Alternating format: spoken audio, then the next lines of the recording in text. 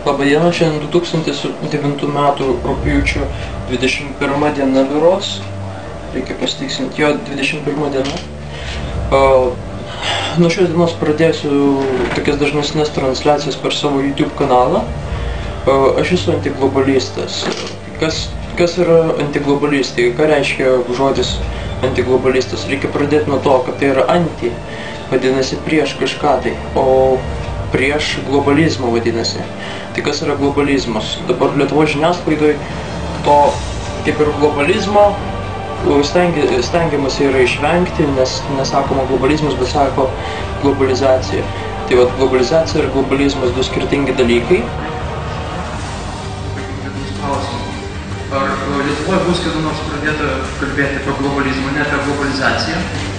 Tokie dalykai. Ir kad apie jūsų tiesiog laisvę. Ar jūs turit laisvę, ar jūs galite pripažinti kaip būsimas, tarkim, kandidatas į tuos prezidentus, kad jūs galite garantuoti Lietuvos piliečiams, kad jūs turėsit laisvę, kad jūs netampys kaip marionetė finansinių oligarchai, bankininkai. Štai tokį dalyką. Aš nuo paskutinio, nuo svarbiausio klausimo. Aš žiūrėdamas į akis visiems atvirai ir tiesiai pasakau. Aš būsiu priklausomas prezidentas. Priklausomas nuo jūsų. Ir nuo nieko kito. Prezidentas neturi būti laisvas. Prezidentas turi būti priklausomas nuo valstybės ir piliečių interesus. Aš būsiu toks ir tik toks. Ir niekas kitas manęs iki šiol nevaržė ir nevaržys. Ir kada aš kalbėjau apie pirminį pamatą, ant kurio mes turim statyti vertybių sistemą, tai aš tą ir turiu galvoti. Ta globalizacija, tos įtakos įvairios. Globalizacija ir globalizmas. Globalizmas, tvarkoj. Globalizacija tai maždaug tautų maišymas, galima būtų pasakyti, atviros sienos, palankesnės tarptautinio verslo sąlygos, žodžiu, galbūt pozityvūs dalykai tokie. O globalizmas yra sąvoka, kuri reiškia, jog yra žmonės, grupė žmonių, kurie norėtų turėti totalią valdžią, jie norėtų valdyti pasaulį. Tai negalvokit, kad skamba kažkaip absurdiškai. Įsivaizduokit, kad yra pasaulyje kažkiek tai žmonių, kurie yra multimilijardieriai. Dabar tų žmonių mentalitetas skiriasi nuo tokių paprastų žmonių kaip mūsų, o aš save laiku paprastų vidutinių žmogum. Tai yra, reiškia, kad aš turiu dirbti tam, kad užsidirbti duonos gabalą. Žinot, čia taip kalbant.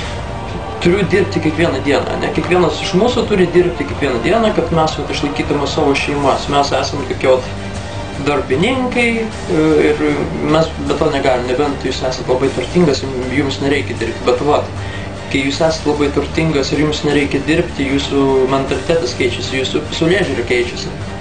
Ir štai įsivaizduokite, jūs esate multimilijardierius, bankininkas ir jums nereikia įti darbo, jūs galite išskristi tenais iš punkto A į punkto B, bet kurią vietą, bet kuriuo metu. Ir štai jie save, tie bankininkai, tai yra multimilijardieriai, bankininkai, jie save laiko išrinktaisiais žmonėmis, jie skaito, kad jiems lemta valdyti pasaulį, jie save vadina netgi ateities aktoriais. Jie galvoja, kad jiems lemta spręsti, kas bus žmonija, kokia bus ateitis. Ir šiuo metu pagrindiniai jų tikslai yra tokie. Tai turėti vieną centrinį pasaulinį banką, kad nebūtų jokių kitų bankų, būtų vienas tik tai globalus bankas, kad būtų viena pasaulinė valiuta. Jau teko girdėti, kad ją nori pavadinti Terra. Tai nori turėti vieną valiutą, vieną banką, vieną valdžią, vieną įstatymų rinkinį, žodžiu, totalus valdžios monopolis ir vienas centras, iš kurio bus valdomas visas pasaulis. Tai taipogi, štai šičia ant ekrano, aš nežinau, ar jums gerai matosi ar ne, bet tai yra čipas, tai yra stiklinė kapsulė su mikroantena viduj, jinai pajungta, veikia kaip Bluetooth'as, radio bangom veikia. Tenais yra čipas viduj, sujungtas bus kartu su banko sąskaita. Jūs, tarkim, tame čipą turit savo ID kortelę ir banko sąskaitą viename.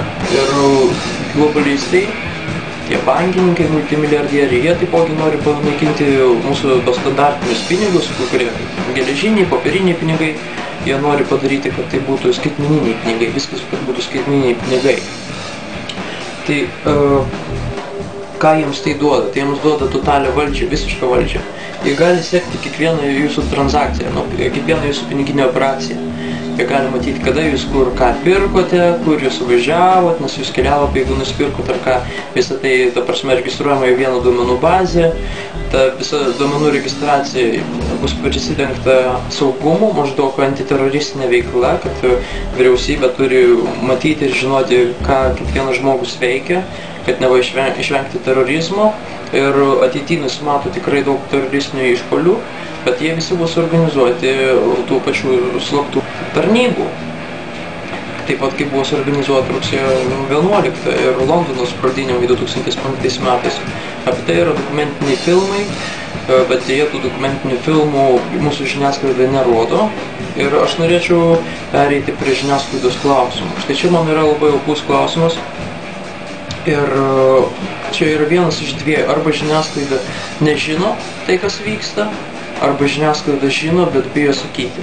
Dabar kodėl bijo sakyti? Dėl to, kad kiekvienas, kas dirbo spaudoj, televizijai, radijoje, jie turi savo darbus. Dažniausiai tai žmonės, kurie turi savo šeimas, savo vaikus. Ir jie tiesiog, tai jų pragyvenimo šaltinis. Tai yra pinigai. Ganėtinai normalūs pinigai turėtų būti.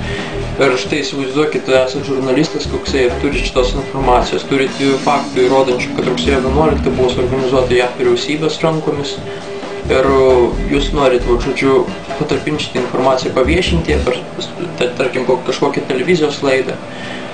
Ir jūs, gerai, jeigu jūs rizikuojate vien tik savo tenais darbo, ne? Bet tai gaunasi, kad jūs ne vien tik savo darbo rizikuojate.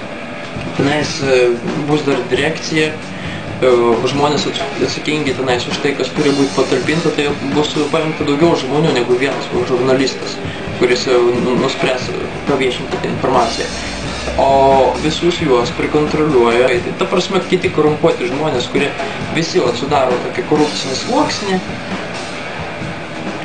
Ir visi žino, kad tai yra nusikaltimas prieš tautą, meluoti arba slėpti kažkokią svarbę tiesą, bet jie visiems tai daro, nes jie bijo prarasti darbą.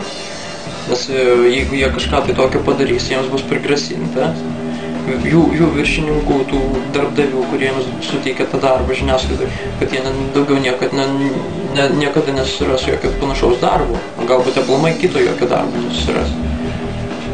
Taip, kad čia gaunasi tokia dilema, gaunasi, kad ta žiniasklaida atsidūrusi tarp dviejų frontų šiuo metu. Tai yra tarp pradedančios pabusti tautos ir tarp globalistų, kurie verčia sakyti tai, ką jie norėtų, kad žmonės žinotų. O šiaip žiniasklaida yra naudojama dabar kaip antiglobalistai sako, kad tai yra zombinimo priemonė, kad tai žmonių daro zombius. O tai jūs pasižiūrėkit kokias laidas, jūs matot per televizorių ir pagalvokite, ar jos jums jau yra įdomios ar ne. Kokie meksikietiški serialai, nuolat pasikartojančios kaip tokios pačios scenos juose, ten dramos visokios. Ta prasme, mes esam dabar truputį kitokioj būsenoj.